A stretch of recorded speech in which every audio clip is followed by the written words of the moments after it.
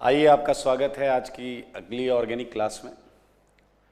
GOC general organic chemistry हम पढ़ रहे हैं। बड़ा इंटरेस्टिंग सेगमेंट रेजोनेंस हमने पढ़ा, बहुत सारी चीज़ें रेजोनेंस में पढ़ी, कंडीशन ऑफ रेजोनेंस से लेके rules for drawing RS, stability for RS, और लास्ट क्लास में हमने रेजोनेंस इफेक्ट पढ़ा था। और कितने टाइप के थे भैया रेजोनेंस इफेक्ट? दो टाइप के थे। प्लस आर बोले तो क्या था? बोलो, प्लस आर था pushing, supplying, donating. Minus R क्या था? Pulling, withdrawing. सही बात है या नहीं? आगे तो let's start it. Resonance effect पूरा सेगमेंट खत्म करने का प्रयास करेंगे, ठीक है? आइए, तो प्लस आर की मुझे याद है हमने डेफिनेशन लिख ली थी, माइनस आर की हमने डेफिनेशन लिख ली थी, प्लस आर माइनस आर दोनों की डेफिनेशन हो चुकी थी। मैंने इनफैक्ट एक एक कंपाउंड दिया था आपको, तो मुझे याद आ रहा है प्लस आर माइनस आर में मैंने एक कंपाउंड दिया था, लाइक ये एनिलीन। क्लियर? एनिलीन। अगर इसके आप आर एस बनाते, इसके आर एस अगर आप बनाते तो लोन पेयर है, तो ये प्लस आर वाला एग्जाम्पल था। अगर आपको याद हो तो ये प्लस आर वाला एग्जाम्पल था, क्योंकि हमने सीख लिया था कि जिस भी एटम पर लोन पेयर होगा वो प्लस आर करेगा। और माइनस आर के लिए हमने क्या सीखा था? जिसके पास मल्टीपल बॉन्ड होगी, डबल या triple, given that terminal atom ज़्यादा इलेक्ट्रोनेगेटिव हो। तो आइए, इसके प्लस आर वाले आर एस अगर आप बना पाएँ तो आप देखिए बहुत आसानी से बना सकते हैं। और हम देख रहे हैं इन दो डबल को टच नहीं किया हमने, ये माइनस, हालांकि बना लिया था ये, बट फिर भी मैं यहाँ बना दे रहा हूँ, ये देखें। और इसी तरीके से आगे भी इलेक्ट्रॉन्स पोलराइज होंगे। और अब आप जिस बॉन्ड को टच नहीं कर रहे हैं उसे वैसे ही बना दो, ये और ये टच नहीं किया है, ये प्लस आ गया और मेरे भाई यहाँ माइनस आ गया, ये डबल है ना? डबल। पीछे वाला कह रहा कहाँ डबल है, सिंगल है। अरे मेरे भाई अपने बारे में बात मत करिए, कॉन्सेप्ट के बारे में बात हो रही है। ये माइनस इससे रिपेल करेगा। इस समय हमने इन दोनों बॉन्ड को टच नहीं किया, और टच नहीं किया तो इसे ऐसे कर लो, ये देखो माइनस यहाँ आ गया और ये डबल आ गया, ठीक है? अभी एक केस और बाकी, ये माइनस इससे रिपेल करेगा। तो इस समय आपने इन दोनों बॉन्ड को टच नहीं किया। आपको जैसा कि रेजोनेंस में आप सीख चुके हैं कि रेजोनेंस में ये तो रेजोनेटिंग स्ट्रक्चर्स हैं, और ये 5 रेजोनेटिंग स्ट्रक्चर्स हैं। और अगर मैं इसका हाइब्रिड बनाऊं तो आप देख सकते हैं NH2 यहाँ पर थोड़ा सा इस तरीके से, यहाँ पार्शियल माइनस, यहाँ पार्शियल माइनस, यहाँ पार्शियल माइनस, ठीक है? थोड़ा आप दिमाग अगर लगाएं तो नेट चार्ज तो इस पर जीरो ही होगा, नेट चार्ज तो इस पर जीरो ही होगा। So we can have like 3 of partial plus, net charge तो जीरो ही होगा। तो मेरे भाई यहाँ हम देख सकते हैं, अगर हम इसे बेंजीन से कंपेयर करें तो हम ये देख पा रहे हैं कि यहाँ इलेक्ट्रॉन डेंसिटी बढ़ी हुई है, यहाँ इन पोजीशंस पर इलेक्ट्रॉन डेंसिटी बढ़ी हुई है। आइए एक और एग्जांपल दिया था मैंने, यहाँ तक मुझे याद आ रहा है वो एग्जांपल, कुछ भी ले लेते हैं, बेंजल्डिहाइड ले लेते हैं। बेंजल्डिहाइड, देखिए ये माइनस आर वाला एग्जांपल है। ये क्या था? ये एनिलीन है, ये प्लस आर वाला एग्जांपल है। कैसे पता चला ये माइनस आर वाला है? मेरे भाई ये बताओ, ये देखो डबल बॉन्ड हो या ट्रिपल बॉन्ड हो और टर्मिनल वाला ज़्यादा इलेक्ट्रोनेगेटिव, तो आपको पता है जब भी पोलराइजेशन होगा तो ये बॉन्ड सबसे ज़्यादा पोलर है। ओ पर क्या आएगा? माइनस। सी पर क्या आने लगेगा? प्लस। उस प्लस की वजह से रिंग के इलेक्ट्रॉन्स डेफिनेटली उसकी तरफ आकर्षित होंगे। तो ये इलेक्ट्रॉन ऐसे देखिए, ये इससे कनेक्टेड है डायरेक्टली। तो अब आप जरा ध्यान से देखिए, इस पूरे प्रोसेस में आपने इन दोनों बॉन्ड को टच नहीं किया, ओके? ये सिंगल था। आप देखो जरा क्या होगा, यहाँ माइनस यहाँ प्लस आया, और इस कार्बन पे यहाँ माइनस यहाँ प्लस आया, तो ये प्लस माइनस बॉन्ड बना लेंगे।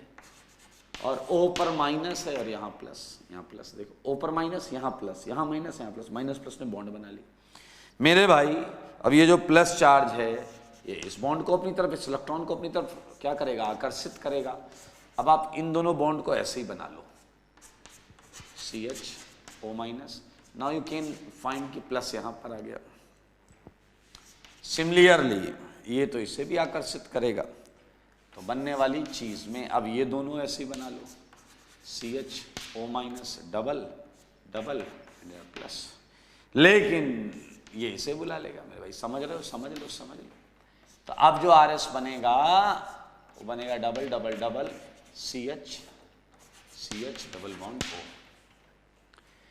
आप देखो यहां पर इन पोजीशंस पर माइनस आया था, माइनस माइनस माइनस, लेकिन यहां पर इन्हीं पोजीशंस पर प्लस आया है, प्लस प्लस प्लस। देख पा रहे हैं आप?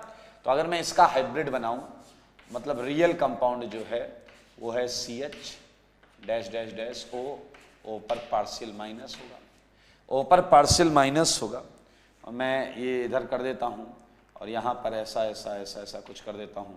आप समझ पाए तो समझ लें, बहुत ज़्यादा टफ नहीं है मेरे भाई, लमसम थोड़ा एजम्पशन के साथ में ये लिख रहा हूं। अच्छा, आपको क्या महसूस हुआ इन कंपैरिजन टू बेंजीन? यहां इलेक्ट्रॉन बढ़े हैं और यहां इलेक्ट्रॉन घटे हैं, यानी कि यहां NH2 की वजह से रिंग में इलेक्ट्रॉन डेंसिटी बढ़ी हुई दिख रही है और यहां CHO की वजह से रिंग में इलेक्ट्रॉन डेंसिटी घटी हुई दिख रही है। It's a clear cut observation, बहुत क्लियर कट ऑब्जर्वेशन। ठीक है, तो आइए नोट में कुछ छोटे छोटे लेकिन इंपॉर्टेंट पॉइंट्स लिखते हैं। सारे लोग देखेंगे नोट में हम छोटे छोटे लेकिन इंपॉर्टेंट पॉइंट्स लिखते हैं। इधर नोट रहेगा, इधर नोट। आओ बच्चों तुम्हें बताएं नोट, नोट में फर्स्ट पॉइंट, सारे लोग देखेंगे फर्स्ट पॉइंट। ध्यान से देखिए, जब ऐसे कोई बेंजीन है और उस पे, सारे लोग ध्यान से सुनिए, जब बेंजीन होती है ना, बेंजीन, जो बेंजीन का हर कार्बन एक जैसा होता है, तो इस सब पे क्या लगा होता है? Hydrogen hydrogen hydrogen hydrogen hydrogen hydrogen, और सारे एक जैसे होते हैं। तो अगर आप इस पे कुछ लगा लेते हो तो ये जो इलेक्ट्रोफाइल है, ये जो चीज है, ये इलेक्ट्रॉन लेने की चाहत में, इलेक्ट्रॉन लेने की चाहत में रिंग पर अटैक करेगा, और रिंग के सारे कार्बन एक जैसे हैं, तो ये किसी भी कार्बन पर जुड़ेगा, बात बराबर है। ये किसी भी कार्बन पर जुड़ेगा, बात बराबर है। मुद्दा ये नहीं है कि ये जुड़ा कैसे, ये जुड़ा कैसे, ये तो हम आगे आने वाले चैप्टर्स में देखेंगे, लेकिन मैं आपको पॉसिबिलिटीज समझा रहा हूं कि जब ये बेंजीन पर जुड़ना जाएगा, ये जब बेंजीन पर जुड़ने जाएगा तो आप देखेंगे केवल एक ही केस है। अरे कहीं भी लगा लो यार, यहां यहां यहां यहां यहां यहां कहीं सेम आएगा। लेकिन जनाब मैं जो समझाना चाहता हूं आपको, वो समझिए, वो समझिए आप, हाँ वो समझिए। मान लीजिए ई लगा हुआ है, मान लीजिए ई लगा हुआ है और इस पर कुछ ई यानी A प्लस आ रहा है, इस पर कुछ A प्लस आ रहा है, तो अब पोजीशंस अलग अलग भी हैं। हाँ, आप ये जरूर देख सकते हैं कि ये पोजीशन एक जैसी है, बिल्कुल देख सकते हैं आप, बिल्कुल इसमें कोई मना नहीं करेगा। आप देख सकते हैं ये पोजीशन येलो वाले से तो अलग है, येलो वाले से तो अलग है, लेकिन ये आपस में एक जैसी। और आप अपनी मन की आंखों से देखने को तो ये भी देख सकते हैं कि ये पोजीशन सबसे अलग है। आइए मैं आपको बताऊं कि इन पोजीशन को हम क्या बोलते हैं। इन्हें बोलते हैं ऑर्थो, क्लियर, और ये जो पोजीशन है इसे बोलते हैं मेटा, क्लियर। और आप समझें, अगर समझो इशारों को, ये जो पोजीशन है ये होती है पैरा, ये पोजीशन होती है पैरा। और सुनो, सारे सुनो, ये जो पोजीशन है, ये पोजीशन मैं आपको बताना चाह रहा हूं, ये वाली पोजीशन, इट इज कॉल्ड इप्सो। इस पोजीशन को बोलते हैं इप्सो। मेरे भाई आर्थो, मेटा या पैरा, इन साइड्स का जो नाम है वो इसके रिस्पेक्ट में ही दिया गया है। जो चीज लगी है उसके जस्ट बगल वाले आर्थो होते हैं, उसके नेक्स्ट बगल वाले मेटा होते हैं, और सबसे दूर वाला पैरा होता है। सोचो, सारे सोचो, और ये बताओ सी पार्ट में अगर आपका कोई ग्रुप यहां लगा हुआ है, अगर कोई ग्रुप यहां लगा हुआ है, तो मुझे इस पोजीशन का नाम बताओ। नाम बताओ, नाम। इस पोजीशन का नाम चाहिए मुझे। कौन सी पोजीशन है? इप्सो लग रहा है क्या? इप्सो इधर ऊपर वाला तो इप्सो बताया था। अरे इप्सो नहीं है भाई, जो ग्रुप लगा है, जो चीज जुड़ी है, उसके रिस्पेक्ट में चलता है, उसकी जस्ट बाजू वाली पोजीशन, जस्ट बाजू वाली को हम आर्थो बोलते हैं। तो आपको इन दोनों को एक ही नाम देना होगा। पीछे वाला कह रहा इन पोजीशंस को क्या नाम दूं? आर्थो नाम दीजिए, आर्थो। और आर्थो के बाजू वाली पोजीशन को मेटा। ये मेटा है बेटा, ये मेटा है बेटा। Okay, it's Meta. और ये बची पोजीशन ये है पैरा। इप्सो कहां है? Where is ipso man? This is ipso. तो मैं केवल पोजीशंस के नाम, साइड्स के नाम आपको बताना चाह रहा था। तो आपने देखा फर्स्ट पॉइंट में कि जब इंजन पर कुछ नहीं लगा होता तो कोई किसी पोजीशन का कोई नाम नहीं होता, because each position, each side is exactly identical. But when anything, any atom और ग्रुप इज सब्स्टिट्यूटेड, उस पर लगा हुआ है, उस पर जुड़ा हुआ है, तो उसकी जहां वो लगा है वो इप्सो है, उसके जस्ट बाजू वाली ortho. Okay, now next point आइए, रेजोनेंस से रिलेटेड हम बात करेंगे। सेकेंड पॉइंट, ये प्लस आर है, ये लोन पेयर वाला है, तो बताओ प्लस आर इफेक्ट इलेक्ट्रॉन को क्या कर रहा है? बताइए, पुल कर रहा है या पुश कर रहा है? इलेक्ट्रॉन खींच रहा है या दे रहा है? रिंग के अंदर इलेक्ट्रॉन दे रहा है या रिंग से इलेक्ट्रॉन ले रहा है? मेरे ख्याल से अंधा आदमी भी टटोल कर बता देगा ये इलेक्ट्रॉन दे रहा है, ये इलेक्ट्रॉन सप्लाइंग है, ये इलेक्ट्रॉन डोनेटिंग है, ये इलेक्ट्रॉन पुशिंग है, कुछ भी कह सकते हैं आप। तो ये बात मैं यहां लिखूंगा आपके सामने, plus R effect is electron, ठीक है, डोनेटिंग, इलेक्ट्रॉन डोनेटिंग, या हम बोल सकते हैं इलेक्ट्रॉन पुशिंग। ठीक है, इफेक्ट, हाँ इफेक्ट है ये थर्ड वाला है। माइनस आर की बात करो, ये क्या शो कर रहा है? ये माइनस आर इफेक्ट, इसमें CHO शो कर रहा है और यहां NH2 प्लस आर कर रहा है। तो ये क्या करता है? ये विड्रॉइंग है, बोले तो क्या है? पुलिंग है। ये इलेक्ट्रॉन डेंसिटी को बाहर की तरफ खींचता है। तो ये बात यहां हम डंके की चोट पर लिखेंगे, minus are effect is electron, क्या बोलते हैं? Withdrawing, electron withdrawing. ठीक है, या हम बोल सकते हैं इलेक्ट्रॉन पुलिंग इफेक्ट। मेरे भाई कुछ चीजें जो मैं मानूंगा कि आपको पता है। रिजोनेंस पाई इलेक्ट्रॉन का फंडा होता है। तो कौन से इलेक्ट्रॉन की बात हो रही है जब मैं बोल रहा हूं ये दे रहा है या ले रहा है? Obviously we are talking about pi electron cloud, pi electron density. तो दो बेहद छोटे छोटे पॉइंट्स मैंने यहां पर लिखे हैं। मैं थोड़ा सा जगह बनाने के लिए ये सेगमेंट हटा रहा हूं।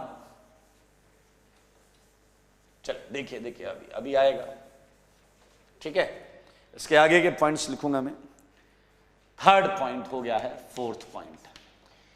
मेरे भाई रेजोनेंस में आपने ऑर्बिटल डायग्राम बनाया हुआ है। ये नाइट्रोजन का p ऑर्बिटल है, ये p ऑर्बिटल, ये p ऑर्बिटल, ये p ऑर्बिटल, ये p ऑर्बिटल, ये p ऑर्बिटल। तो मेरे भाई ओवरलैपिंग हो रही है ओवरलैपिंग। तो ये इफेक्ट जहां तक भी पहुंचेगा रिड्यूस्ड नहीं पहुंचता है। क्या आप समझ रहे हैं? अगर ऑर्बिटल्स पैरेलल हैं तो ये इफेक्ट काफी लॉन्ग डिस्टेंस तक आपको दिखाई देगा। मतलब ये डिस्टेंस डिपेंडेंट इफेक्ट नहीं है, ये डिस्टेंस डिपेंडेंट इफेक्ट नहीं है। याद रखना, अगर एक भी इफेक्ट में p ऑर्बिटल आ गया तो फिर वो डिस्टेंस डिपेंडेंट नहीं रह जाता।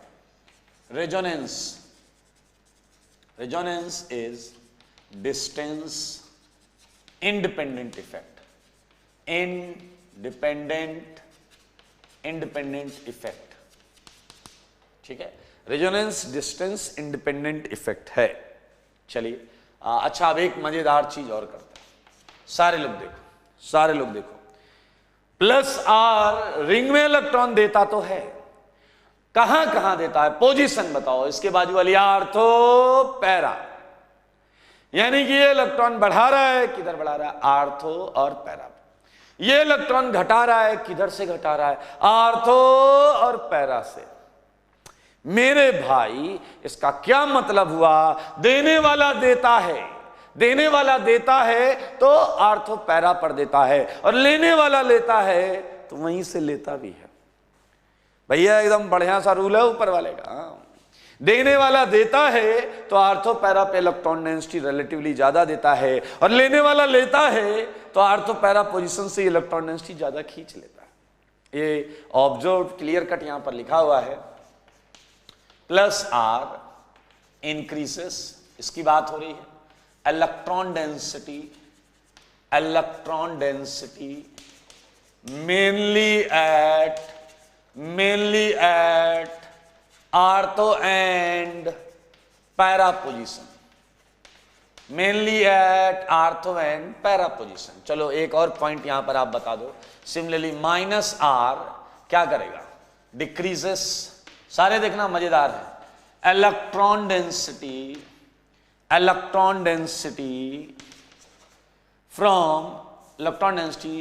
Mainly from ortho and para position,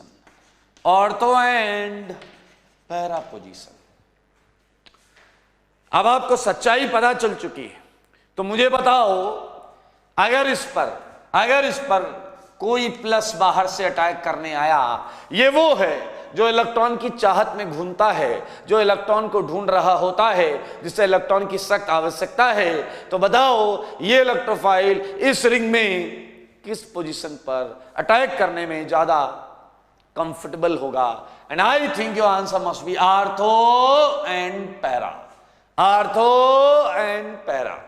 ठीक है। और इसे जो इलेक्ट्रॉन की चाहत रखता है उसे हम इलेक्ट्रोफाइल बोलते हैं। क्या बोलते हैं, इलेक्ट्रोफाइल। क्लियर। सो इस बात को यहां मेंशन करेंगे। Plus R increases electron density mainly at ortho and para, ये आपने बनाया रेजोनेटिंग स्ट्रक्चर से पता चला। And known as ortho and para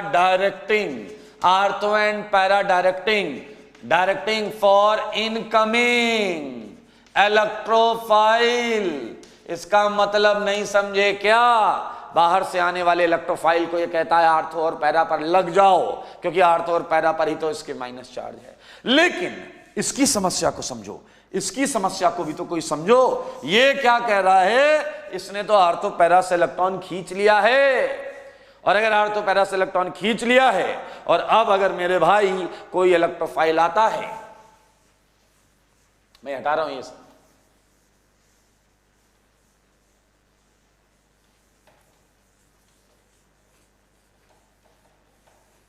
देखेंगे सारे लोग, देखिए ये देखिए, ये वाला है, इस पे कोई इलेक्ट्रोफाइल आता है जिसे इलेक्ट्रॉन की चाहत है, इलेक्ट्रॉन लेना चाहता है, तो रिंग में कहां अटैक करेगा, ये बताइए, रिंग में कहां अटैक करेगा। ऑब्वियसली आर्थो और पैरा पर तो नहीं करेगा। और क्या आपके छोटे से दिमाग में ये पोजीशन दिख रही है या नहीं दिख रही, दिख रही है या नहीं दिख रही है, बोल दो भाई, बोल दो, मौका अच्छा है, बोल दो। और यहां पर लिखेंगे hence it is Meta directing for incoming electrophile. बाहर से अंदर आने वाले इलेक्ट्रोफाइल के लिए ये उसे गएगा, मेटा जाओ मेटा। अच्छा ये बताओ बेटा कि अगर बाहर से आने वाले इलेक्ट्रोफाइल के पास चॉइस हो, एक ये कंपाउंड एक ये कंपाउंड, तो वो किसे प्रेफर करेगा, बताओ, एक ये, वो किसे प्रेफर करेगा? उसकी एकमात्र उसका कॉन्सेप्ट है इलेक्ट्रॉन डेंसिटी। मेरे भाई मुझे लगता है ये प्रेफर करना चाहिए, क्योंकि रिंग में इलेक्ट्रॉन डेंसिटी यहां ज्यादा है, बाहर से आ रही है, बाहर से आई हुई थी, जबकि यहां पर तो रिंग में इलेक्ट्रॉन डेंसिटी कम है। तो ये बहुत कॉमन सेंस के पॉइंट है और इंपॉर्टेंट पॉइंट्स हैं। तो ये पॉइंट्स पर आपकी विशेष कृपा होनी चाहिए। और याद रखें, इस पॉइंट के बाद ये एग्जाम्पल जरूर लिखें, दिस प्लस दिस, और इसके बाद ये वाला एग्जाम्पल लिखें। आप चाहें तो आप ये इसे पूरा भी कर सकते हैं। क्लियर? एक पैरा वाला भी आंसर आएगा और एक अर्थ वाला भी आंसर आएगा। और अगर आप ये चाहते हैं तो इसका भी, इसके जस्ट बाद ये वाला एग्जाम्पल लिखें, इसमें ये आंसर आएगा। क्यों आएगा? आप शायद सारी बातें आपके सामने खुली। जैसे इलेक्ट्रॉन चाहिए, यहां से तो इलेक्ट्रॉन इसने खींच लिए हैं, तो यहां पर जुड़ जाएगा। भैया समझ लो, बहुत आसान है ये। चलिए, तो प्लस आर माइनस आर, सारी कंडीशंस, कहानी हमें समझ में आ गई है। अब एक छोटा सा पॉइंट है, वो मैं आपके साथ क्लियर करना चाहता हूं। ठीक है? Okay, so what is that? आइए, मैं आईटी के लिए भी इंटरेस्टिंग है, आईटी भी बहुत बार इससे पूछ चुका है। ठीक है? वो है हेलोजेंस। हेलोजेंस जब वो बेंजीन या किसी कंजुगेटेड सिस्टम पे लगे होते हैं। ठीक है? We are now going to discuss about halobenzenes. और क्यों डिस्कस कर रहे हैं? जरूर कुछ नया होगा, जरूर कुछ बेहतरीन होगा। आइए, हम ये कैसे पता करते हैं? हम ये कैसे पता करते हैं कि किसी कंपाउंड में किसी दूसरे कंपाउंड से इलेक्ट्रॉन डेंसिटी ज्यादा है या कम है? इसके लिए बड़ा सिंपल सा फंडा है भाई साहब, सुनना। एक कंटेनर है हमारे पास, इस कंटेनर में मैंने बेंजीन को बंद कर दिया और फिनॉल को बंद कर दिया, या आज जो एग्जांपल लिया उसी को ले लेते हैं, NH2 को बंद कर दिया। NH2 को बंद कर दिया। तुमने अपना दिमाग लगाया, थ्योरी लगाई, वो सब तो ठीक है, लेकिन अगर आप इस चीज को वेरीफाई करना चाहते हैं तो क्यों ना बाहर से एक इलेक्ट्रोफाइल को बुलाओ और उस इलेक्ट्रोफाइल को बोलो, जाओ कर लो अपनी रिएक्शन। हाँ या ना? जाओ कर लो अपनी रिएक्शन। और आप शातिर हैं, आप ये देखेंगे कि E+ जिस पर पहले अटैक करेगा, मानो या ना मानो, उसके अंदर इलेक्ट्रॉन डेंसिटी ज्यादा होगी, क्योंकि E+ अनायास ही उस कंपाउंड की तरफ खिंचता चला जाएगा जिस कंपाउंड में इलेक्ट्रॉन डेंसिटी ज्यादा होगी। I think it's common sense. हाँ या ना? तो मेरे भाई, इलेक्ट्रोफाइल एज यूजुअल आपने जो सोचा था पहले, ये जाता है एनिलीन के पास। ये किसके पास जाता है? NH2 वाले के पास जाना भी चाहिए, क्योंकि आपका फंडा जो था, थ्योरी थी, वो मैच कर रही थी। इसने क्या किया था? ध्यान से सुनना, सारे लोग सुनना। इसने क्या किया?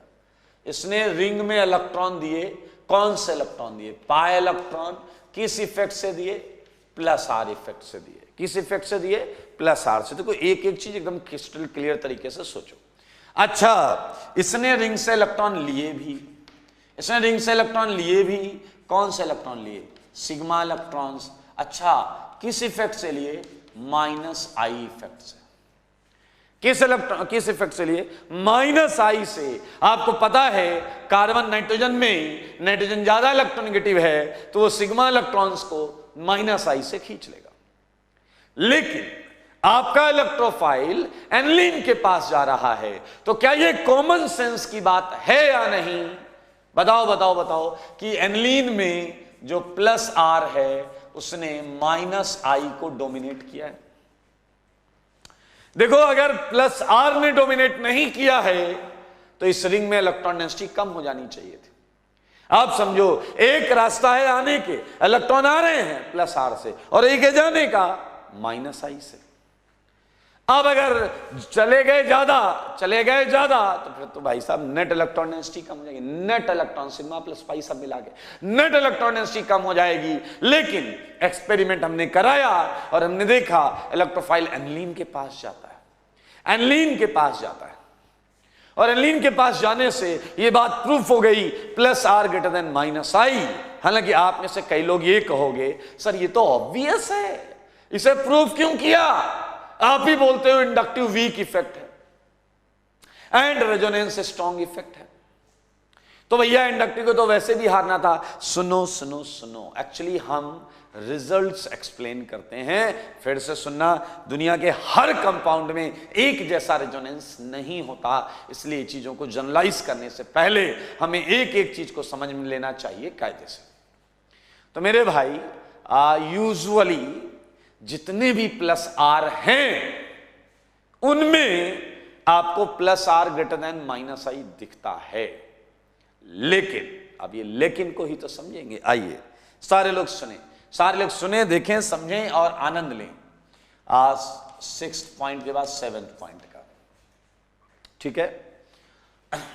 यूजुअली प्लस आर इफेक्ट, ठीक है, dominates over minus I effect of, ध्यान से सुनना, ऑफ प्लस आर ग्रुप्स। सारे देखेंगे प्लस आर ग्रुप्स, ठीक है। जो प्लस आर ग्रुप्स हैं उनके ऊपर उनका प्लस आर इफेक्ट जो है वो डोमिनेट करता है, या ऑफ एनी ग्रुप लिख दे, ऑफ एनी ग्रुप, ठीक है। फॉर ध्यान से सुने, for rate of attack of electrophile किस पे जल्दी अटैक करेगा, for rate of attack of electrophile. बहुत क्लियर सुने, rate of attack of electrophile, ये किस पे जल्दी अटैक करेगा, उस केस में प्लस आर माइनस आई पे डोमिनेट करता है। एंड ध्यान से सुनना, and for site of attack, ध्यान से सुनेंगे, ये दो चीजें हैं, इन दो चीजों में डिफरेंस हमें समझना पड़ेगा। For rate of attack of electrophile एक, दूसरा है साइट ऑफ अटैक। अब दोनों पॉइंट को मैं क्लियर करता हूं। ये इलेक्ट्रोफाइल है अपना, ये इलेक्ट्रोफाइल है, ठीक है। इसके सामने अभी दो कंपाउंड है। तो पहला क्वेश्चन है कि ये इन दो में किस पर जाएगा। पहला क्वेश्चन है ये इन दो में किस पर अटैक करेगा, वो है rate of attack of electrophile, किस पर अटैक करेगा। और सेकंड है साइट ऑफ अटैक। तुमने पहले में तो ढूंढ लिया कि इस पर अटैक करेगा, इस पर अटैक करेगा, okay. Now the second is उसमें किस साइट पर अटैक करेगा, आर्थो, मेटा या पैरा। याद रखना, इन दोनों के लिए plus R effect dominates over minus I, दोनों के लिए प्लस आर डोमिनेट करेगा। लेकिन मेरे भाई, लेकिन ये मैं लिख रहा हूं, एक्सेप्ट हैलोवेंजीन्स, एक्सेप्ट हैलोजेंस। आईटी का फेवरेट सेगमेंट है, आईटी यहां से बहुत कुछ पूछ चुका है, इसलिए ध्यान से सुने। ये तो नॉर्मल कॉमन आपके दिमाग में भी यही है कि रेजोनेंस को ही डोमिनेट करना चाहिए। अब आप ये हैलोजेंस का केस समझ लें। हैलोजेंस का केस बड़ा मजेदार है, इसके लिए मैं ये वाला कॉलम एकदम खाली करूंगा, ठीक है। ये कॉलम हटेगा।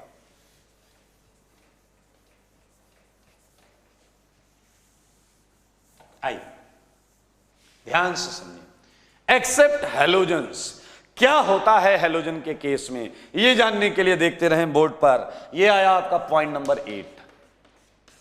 ध्यान से सुनिए मेरे भाई, हैलोजेंस के केस में एक विचित्र बिहेवियर देखने को मिलता है।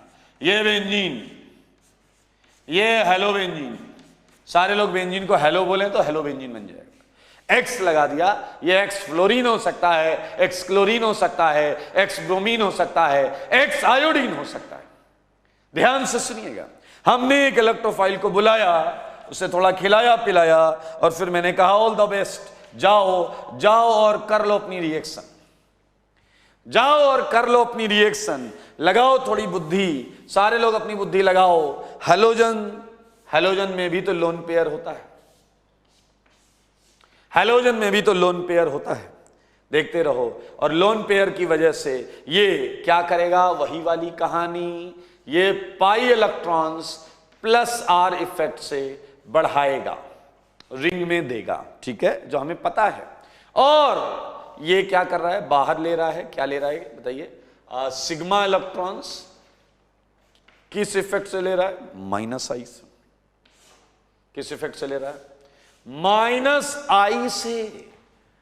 मेरे भाई हमें यह पता करना है कौन किसे डोमिनेट करेगा, उसके लिए इलेक्ट्रोफाइल को हमने झांसे में लेकर भेजा है। इलेक्ट्रोफाइल गया और मेरे भाई वो अंदर जब गया तो वो बेंजीन पर गया, वो बेंजीन के ऊपर अटैक कर रहा है। हमने इलेक्ट्रोफाइल को बुलाया, उसे बोला अबे होशो हवास में हो, किधर जा रहे हो?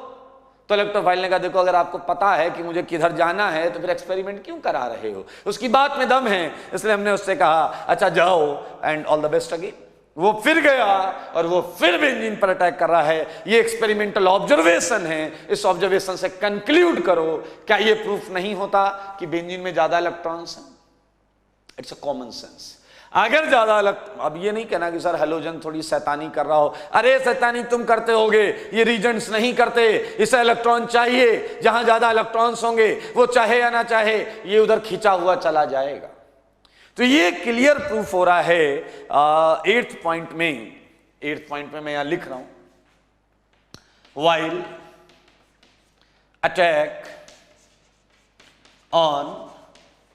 अटैक या रिएक्शन, वाइल रिएक्शन बिटवीन, सारे लोग देखें, बिटवीन बेंजीन एंड हैलोबेंजीन,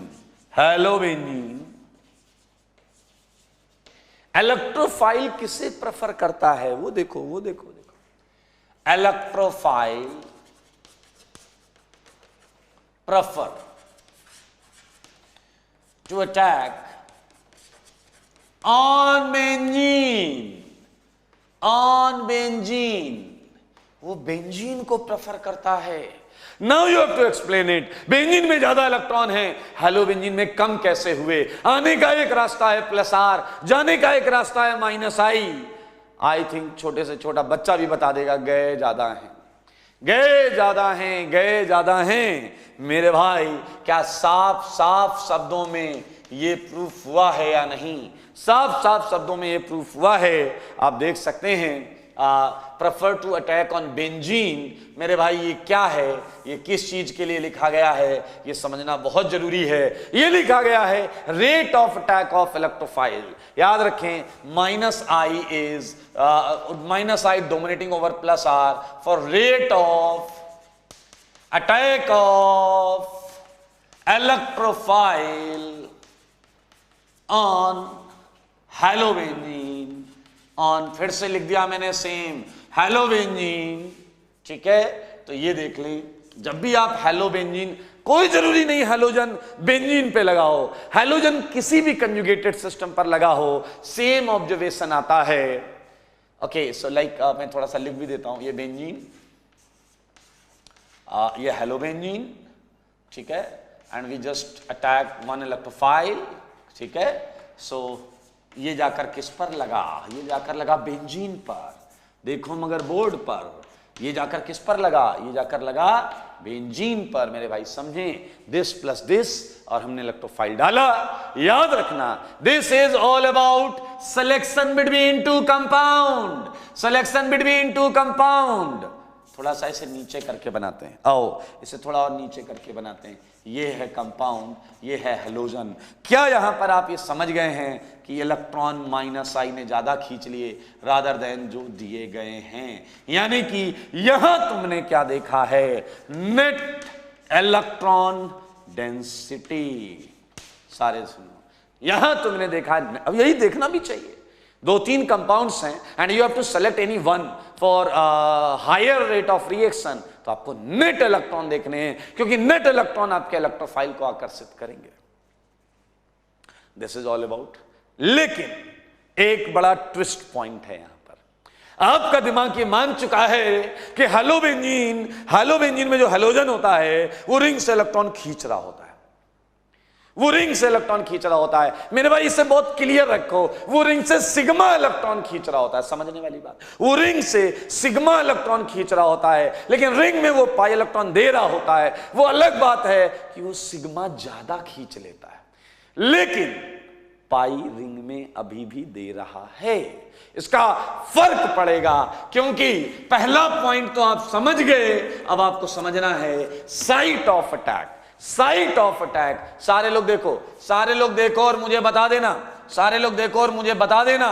ये हेलोबेंजीन है, ये हेलोबेंजीन है, और इस पर ये आया इलेक्ट्रोफाइल।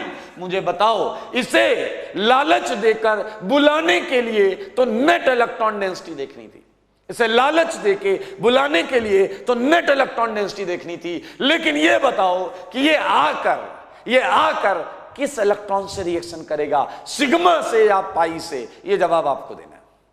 ये आकर किससे रिएक्शन करेगा, सिग्मा से या पाई से? ये आप बता दो। कौन से इलेक्ट्रॉन इजीली अवेलेबल होते हैं, पाई इलेक्ट्रॉन्स या सिग्मा इलेक्ट्रॉन्स? कौन सी बॉन्ड वीक होती है, पाई बॉन्ड या sigma bond? It's a pi bond obviously, it's a pi electrons obviously which would be easily available. तो इलेक्ट्रोफाइल अटैक तो करेगा पाई इलेक्ट्रॉन्स पर, और पाई इलेक्ट्रॉन्स रिंग से बाहर नहीं जा रहे हैं, वो रिंग में आ रहे हैं। किस इफेक्ट से आ रहे हैं मेरे भाई? प्लस आर से आ रहे हैं, प्लस आर से आ रहे हैं। तो सोचो सोचो, ध्यान से सोचो, इस पर जो लोन पेयर है वो पाई इलेक्ट्रॉन डेंसिटी को तो इस तरीके से पोलराइज कर रहा है। क्या आपके दिमाग में कुछ आया क्या? इसके लिए मेरे भाई सुनो सुनो, सारे सुनो। एक्स जो ई है वो आर्थो और पैरा पर ही लगेगा। सारे लोग ध्यान से सुन लें, ये आपको मैंने बता दिया। यानी कि for site of attack, for site of attack क्या आप देख पाए हैं? Plus R dominates over minus I, क्योंकि प्लस आर माइनस आई के ऊपर क्यों डोमिनेट कर रहा है? क्योंकि अब आप साइड सेलेक्ट कर रहे हैं, और ये केवल पाई इलेक्ट्रॉन से, ये केवल पाई इलेक्ट्रॉन से रिएक्शन करेगा। That's why this is very obvious. So what we are going to conclude that अगर हम rate of attack of electrophile halobenzene में देख रहे हैं तो माइनस आई डोमिनेट करता है रेजोनेंस इफेक्ट के ऊपर, और अगर हम site of attack of electrophile देख रहे हैं ऑन हेलोबेंजीन तो ऑब्वियसली इसका प्लस आर डोमिनेट करता है, क्योंकि हम पाई इलेक्ट्रॉन्स को टारगेट करते हैं at the time of reaction. Okay, so मैं मानता हूं कि ये कई लोगों को समझ में आ गया, लेकिन मैं मानता हूं there is a certain category of students और पीपल और पर्सन जो छोटे मोटे लोग नहीं हैं, बहुत बड़े वाले हैं। तो उनके लिए मैं बताता हूं एक छोटा सा एग्जाम्पल। मान लेते हैं आप लोग 11वीं में हैं, 12वीं में हैं, या रिपीटर जो भी है, जिस भी एज वर्ग के हैं, आज से 10 साल बाद, मान लेते हैं 12 साल बाद आपका ब्याह होने वाला है। शर्माने लगे भाई, पीछे वाले बच्चे शर्मा रहे हैं। अरे ऑर्गेनिक सीखनी है, शर्माने की आवश्यकता नहीं। अब भाई साहब 12 साल बाद आपका ब्याह हो रहा है। एक दो बच्चे तो नाराज हो रहे, करे इतने टाइम बाद, अरे एग्जाम्पल समझो ऑर्गेनिक का है, ठीक है। 12 साल बाद आपका ब्याह हो रहा है। आपको दो फाइल्स दी गई कि भैया देखो ये बायोडेटा है, इसे पढ़ लो, इसे समझ लो, हाँ ना बोलना है बोल दो। आपने 2 फाइल्स ली। पहली फाइल आपने पढ़ी, आपने कैंडिडेट फोटो देखी, क्वालिफिकेशन देखी, सारी चीजें आपने पढ़ ली, और फिर आपने दूसरी फाइल देखी, उसमें भी आपने सारी डिटेल्स जब पढ़ी। Now you gets confused because each and every property, quality and talent resembles a lot. एक जैसा है, काफी कुछ एक जैसा है। Now it's not easy for you to find out कि भैया हम किसे फाइनल करें। पीछे वाला कह रहा है सिंगल करेक्ट चॉइस है क्या? अरे हाँ, ऑब्वियस सी बात है, ब्याह की बात है तो एक ही ऑप्शन को फाइनल करना है। आप बड़े परेशान हैं कि किसे फाइनल किया जाए। अचानक आपने क्या किया, पहली फाइल के लास्ट वाले पेज पर आपने देखा कि जो कैंडिडेट है उसके जो पिताजी हैं उनकी एसेट है 50 करोड़ रुपए की। पीछे वाला कह रहा डन, ये फाइल डन। अरे रुक जाओ, दूसरे वाले फाइल में आपने देखा उसमें जो जमीन जायदाद और संपत्ति है, जो एसेट है, वो है 5000 करोड़ की। पीछे कह रहा हाँ जल्दीबाजी नहीं करनी चाहिए, तो पूरा सुनना चाहिए। तो सच बताना, देखो कोई ज़्यादा डिप्लोमेटिक आंसर मत देना, मैं ऑर्गेनिक सिखा रहा हूं, मैं आपका ब्याह नहीं करा रहा। मुझे बता दो कौन सा प्रपोजल आप फाइनल करोगे? बोलो बोलो बोलो। हाँ 50 वाला 5000 वाला? ऑब्वियसली 5000 करोड़ वाला। देखिए ये कहते हैं ह्यूमन टेंडेंसी। मैंने ये नहीं कहा कि आपको इसमें से 1 रुपया भी मिलेगा, लेकिन आपने जब आपको कैंडिडेट, जब आपको एक प्रोजेक्ट आउट ऑफ टू जब आपको एक फाइनल करना था, तो आपने नेट इलेक्ट्रॉन डेंसिटी देखी। नेट इलेक्ट्रॉन डेंसिटी में जो कैंडिडेट है वो है पाई इलेक्ट्रॉन डेंसिटी, उसके फादर की एसेट है सिग्मा इलेक्ट्रॉन डेंसिटी। नेट देखकर आपने एक पर्टिकुलर सेगमेंट को, एक चीज को ओके बोल दिया। अब जब आपने एक सेगमेंट को ओके बोल दिया, तो भाई साहब शादी वाले दिन मंडप में किसके साथ बैठोगे? कैंडिडेट के साथ, हाँ, या उसके बापू के साथ? बताइए बताइए, सिग्मा के साथ या पाई के साथ? सिंपल फंडा है लाइफ का, सिंपल फंडा। पीछे वाला कह रहा है व्हाट मैटर्स इज, अरे obvious simple general common sense का आंसर है, ऑब्वियसली इलेक्ट्रोफाइल को पाई इलेक्ट्रॉन डेंसिटी चाहिए। मानते हैं या नहीं? तो मेरे भाई इट्स क्लियर कट एग्जाम्पल। मुझे लगता है आप समझ चुके हैं अच्छी तरीके से। तो इसे अपने कॉपी में, थ्योरी कॉपी में बहुत अच्छी तरीके से लिखना, that minus I dominates over plus R while we are comparing between two or more than two compounds. Okay, it's a rate of attack of electrophilic attack, electrophile, and when we are looking for site of attack, तो obviously जो pi electrons का polarisation होगा वो dominating होगा। It's a plus R dominates over minus I। महा important concept है, महा important concept है मेरे भाई। अगर इसे भूल गए तो कुछ मार्क्स भूलने पड़ेंगे आपको। मोस्ट इंपॉर्टेंट है भाई साहब, मोस्ट इंपॉर्टेंट। इट्स ये जो पता चला है, ये एक्सपेरिमेंट से ही पता चला है कि बेंजीन और हेलोबेंजीन में इलेक्ट्रोफाइल बेंजीन पर अटैक कर रहा है। जहां से ये एक्सप्लेनेशन अभी तक हमारे पास है, जैसे हम ये प्रूफ कर रहे हैं कि बेंजीन में इलेक्ट्रॉन्स ज़्यादा हुए और हेलोबेंजीन में रिलेटिवली कम हुए, और कम कैसे हुए, तो वो हमने ये थ्योरी दी है यहाँ पर।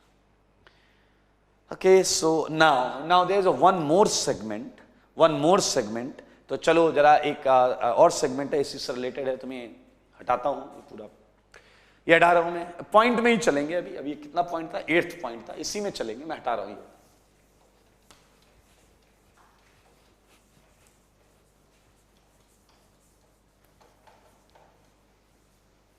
आइए 8th पॉइंट है, 9th पॉइंट पे आ गए हम। ठीक है मेरे भाई, एक ऐसा टर्म होता है एक्टिवेटिंग कंपाउंड। ऐसे टर्म्स आएंगे, डीएक्टिवेटिंग कंपाउंड्स, तो मैं वो बता देता हूं क्या है। एक्टिवेटिंग कंपाउंड्स मेरे भाई, activating compound is very easy. अगर कोई कंपाउंड है जिसपे इलेक्ट्रोफाइल जल्दी अटैक कर रहा है विद रिस्पेक्ट टू बेंजीन, मतलब बेंजीन ले लो, साथ में एक कंपाउंड और ले लो, इलेक्ट्रोफाइल छोड़ दो। अगर इलेक्ट्रोफाइल बेंजीन पे नहीं जाता है, दूसरे कंपाउंड पर जाता है, तो वो कंपाउंड वो हो गया एक्टिवेटिंग। लेकिन अगर इलेक्ट्रोफाइल बेंजीन पर चला गया, तो ये वाला कंपाउंड हो गया डीएक्टिवेटिंग। आसान है ना? ओके, सो एक्टिवेटिंग कंपाउंड पे हम क्या लिखेंगे? Compounds which show higher rate of electrophilic attack than benzene. So are known as activating compounds, are known as activating compounds. Okay, अभी पूछूंगा आपसे कौन कौन से हैं, बहुत आसान है। Similarly in 10th point you can be asked for deactivating compounds. Deactivating compounds, मेरे ख्याल से इसकी डेफिनेशन तो हर शख्स लिख लेगा। कि चला कह रहा शख्स की बात कर दी, हम कैसे लिखेंगे। आइए डीएक्टिवेटिंग कंपाउंड्स में पूरा वही चालू करेंगे। कंपाउंड्स विच सो यहां पर क्या होगा, लेसर या lower rate of electrophilic attack than benzene और known as deactivating compounds. Deactivating compounds मेरे भाई ऐसी लाइन तुम मत खींचना, इस लाइन का मतलब है यही कंटेंट आ जाएगा, बस इस हायर की जगह लोअर आ जाएगा, एक्टिवेटिंग की जगह डीएक्टिवेटिंग आ जाएगा। ठीक है, डेफिनेशन आपको लिखनी है। Now we can have like एक मैं जनरलाइज तरीके से लिख सकता हूं, order of rate of electrophilic attack. ध्यान से देखें तो इसमें मैं इसे ऐसे मेंशन कर सकता हूं, ये क्लियर एंड लुक एट ये। ठीक है, सो यहां पर कौन से ग्रुप होंगे, इलेक्ट्रॉन डोनेटिंग ग्रुप्स होंगे, जो रिंग को एक्चुअली डोनेटिंग की जगह एक्टिवेटिंग लिख देते हैं। ठीक है, यहां पर कैसे ग्रुप्स होंगे, एक्टिवेटिंग ग्रुप्स होंगे। बेंजीन पर तो कुछ नहीं होगा। और यहां कैसे ग्रुप्स होंगे, जल्दी बताना, डीएक्टिवेटिंग ग्रुप्स होंगे। And what we know about कि ये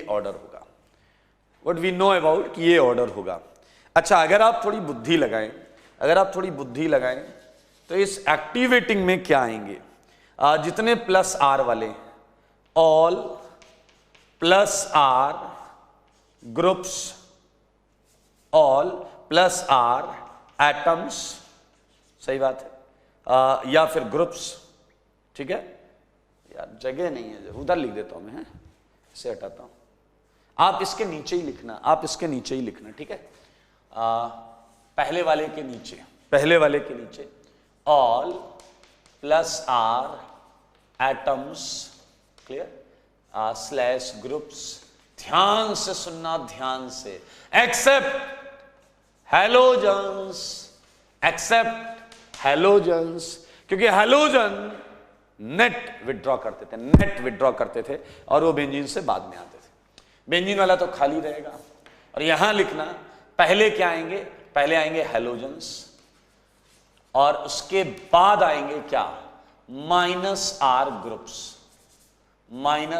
ग्रुप्स। बुद्धि लगा लो बेटा, सारे बुद्धि लगा लो, बीच में बेंजीन पड़ा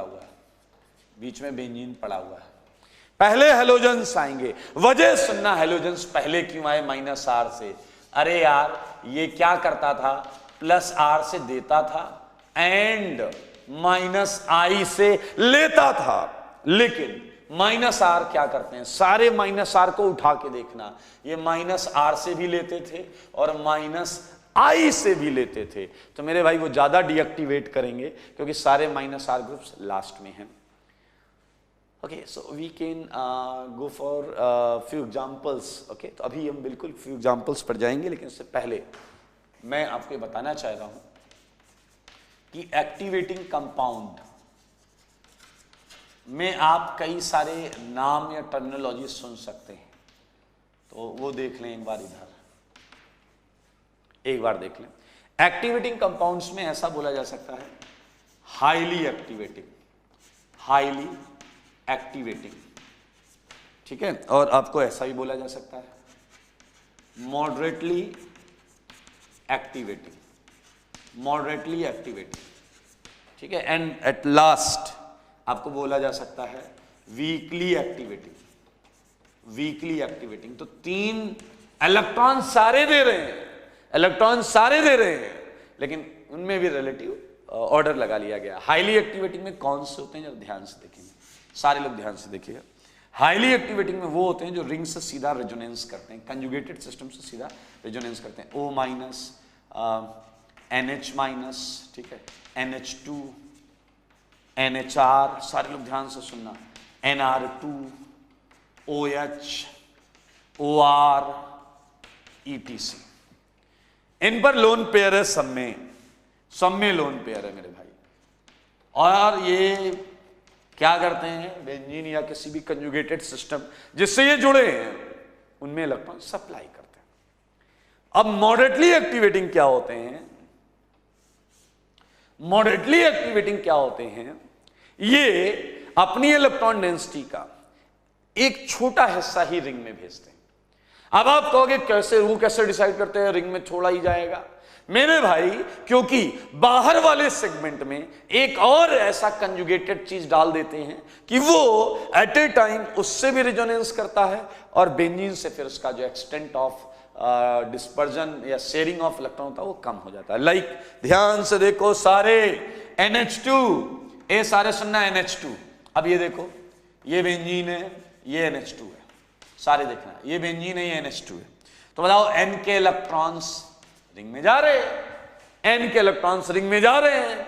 लेकिन अगर मैं एक H हटाऊं, अगर मैं एक H हटाऊं और C डबल बॉन्डो इधर भी लगा दूं, इधर लगा दूं, तो मेरे भाई C डबल बॉन्डो में बॉन्ड कैसे घूमेगी? O की तरफ। अब इलेक्ट्रॉन्स का रुझान, अब इलेक्ट्रॉन्स का रुझान दूसरी तरफ भी हो गया। तो मेरे भाई N द्वारा पहले रिंग में गई हुई इलेक्ट्रॉन डेंसिटी कुछ कम हो जाएगी, जाएगी रिंग में, अभी भी जाएगी, इस केस में भी जाएगी, बट ये इलेक्ट्रॉन डेंसिटी डेफिनेटली उतनी नहीं होगी जितनी पहले वाली थी। तो मेरे भाई आप देखें, मॉडरेटली को पहचानने का यही तरीका है कि उसमें जो आपका एटम है, जो इलेक्ट्रॉन लेकर आया है, वो पहले से ही किसी से रेजोनेंस कर रहा होगा। सिमिलरली आप OCO-CH3 को भी उसी नजरिए से देख सकते हैं और समझ सकते हैं। Lone pair of these atoms, यहां देखिए, ये जा रहे होंगे कंजुगेटेड सिस्टम में, लेकिन इधर जहां जिससे जुड़े हैं उसमें जा रहे होंगे, लेकिन ये ऑलरेडी इधर इन्वॉल्व हैं, ऑलरेडी इंगेज्ड हैं। Okay, now weekly activating. Weekly activating वो होते हैं जो बेचारे रेजोनेंस नहीं कर पाते लेकिन इलेक्ट्रॉन देते हैं। अब रेजोनेंस नहीं कर पाते और इलेक्ट्रॉन देते हैं तो बाकी बचे हुए दो इफेक्ट के ऊपर बात चलेगी, एक हाइपर कंजुगेशन और एक क्या, इंडक्टिव। आओ बच्चों तुम्हें बताएं, इसमें आपका टर्सरी ब्यूटाइल हो सकता है, एल्काइल ग्रुप्स होते हैं बेसिकली, क्लियर। आपका आइसोप्रोपाइल ग्रुप होगा, हटा देता हूं दिखेगा नहीं, आइसोप्रोपाइल ग्रुप होगा, इथाइल ग्रुप होगा, CH2 CH3, आपका मिथाइल ग्रुप होगा, ETC। Alkyl groups, alkyl groups ये एक्टिवेटिंग कंपाउंड सेगमेंट में जाएंगे। मैं ये हटा देता हूं इधर वाला, हाँ यही तो है ना।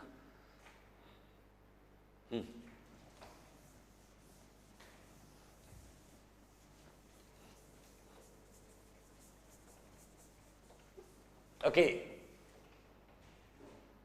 नाउ जैसे कि एक्टिवेटिंग कंपाउंड को 3 कैटेगरी में बांटा है, ऐसे हम डीएक्टिवेटिंग को भी 3 कैटेगरी में कर सकते हैं। डीएक्टिवेटिंग कंपाउंड, ठीक है। आइए डीएक्टिवेटिंग कंपाउंड को देखें। ओके, जैसे हाईली एक्टिवेटिंग था, ये होगा हाईली डीएक्टिवेटिंग, कैसे भी लिख लो कोई फर्क नहीं पड़ता।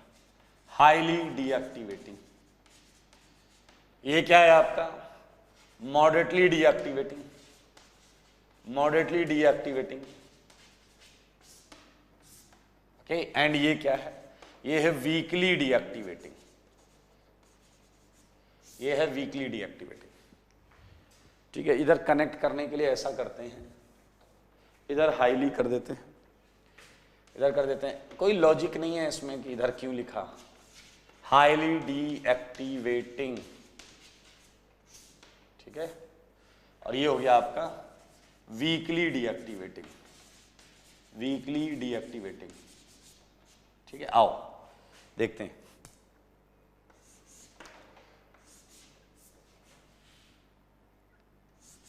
मेरे भाई हाईली डीएक्टिवेटिंग के केस में वो ग्रुप्स आते हैं जो स्ट्रॉन्ग -I और -R करते हैं, जो स्ट्रॉन्ग -I और -R करते हैं।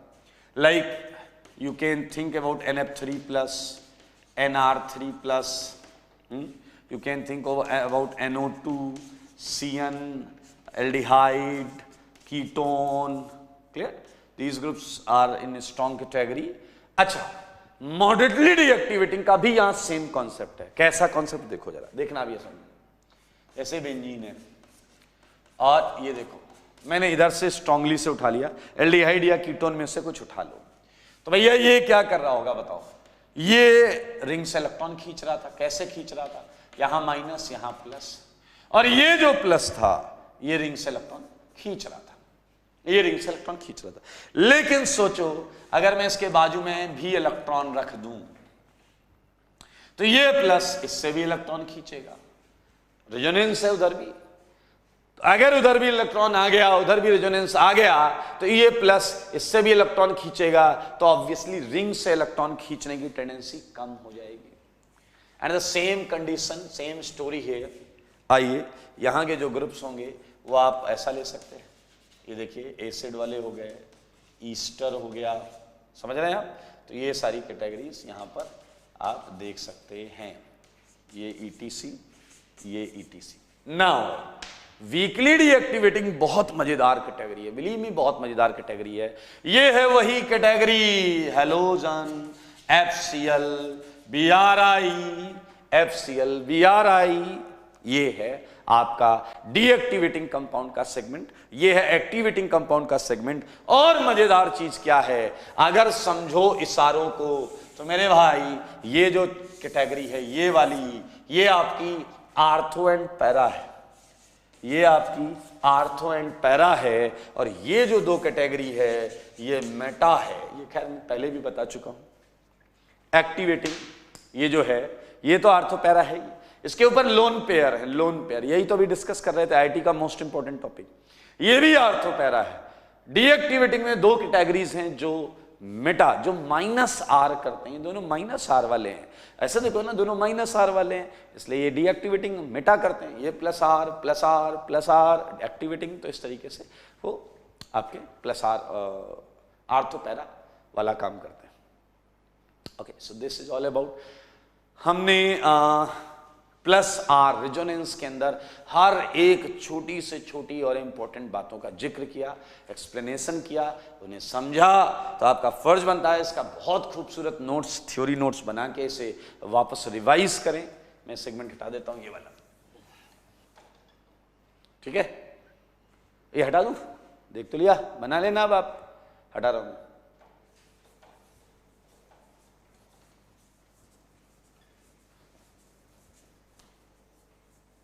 नाउ इस पर कुछ क्वेश्चंस दे दूं क्या? कुछ क्वेश्चंस दे दूं? हाँ, very good. Arrange following in decreasing order of electrophilic attack, electrophilic attack, ठीक है। So now first is benzene, chlorobenzene, nitrobenzene, ठीक है, आपको ग्रुप देखने हैं किस कैटेगरी का कौन है, एंड टोलुइन। ये नाम बोल रहा था मैं इनके, इसलिए टेंशन नहीं लें।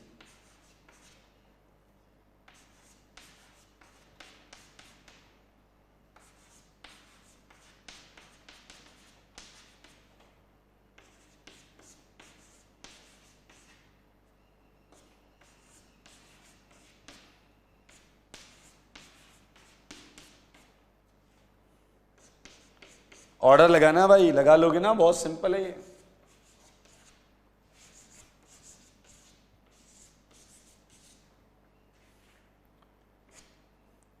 ये है NH2 लगा हुआ है, और ये है NHCOCH3 लगा हुआ।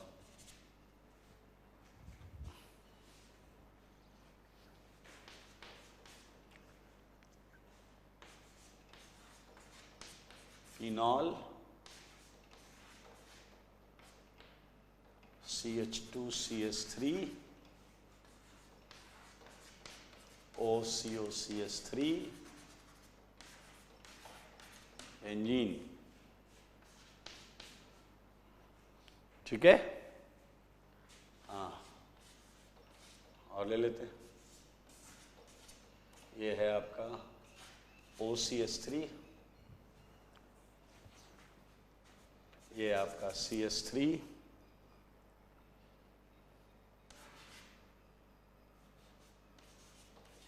ये बेंजीन, ये है आपका फ्लोरोबेंजीन। ठीक है, क्या है आपका फ्लोरोबेंजीन। तो इनमें ऑर्डर लगाइएगा, आपको बस ये देखना है जिस रिंग में ज़्यादा इलेक्ट्रॉन्स हैं, जिस रिंग में क्या है ज़्यादा इलेक्ट्रॉन्स हैं उस पर इलेक्ट्रोफाइल पहले अटैक करेगा, तो वो ऑर्डर में सबसे आगे आ जाएगा। ठीक है, एंड इसी के साथ सारे लोग ये याद रखें कि अगली क्लास में हम चालू करने वाले हैं क्या, hyper conjugation effect. Hyper conjugation effect, hyper conjugation effect. ठीक है, okay. So after hyper conjugation effect हम खूब सारे क्वेश्चंस करने वाले होंगे। ठीक है, तो आप लोग जीओसी अच्छा चैप्टर है, इसकी थ्योरी पर प्रॉपर पकड़ बनाए रखें। और आज के लिए इतना ही। ठीक है, चलिए ख्याल रखिए अपना।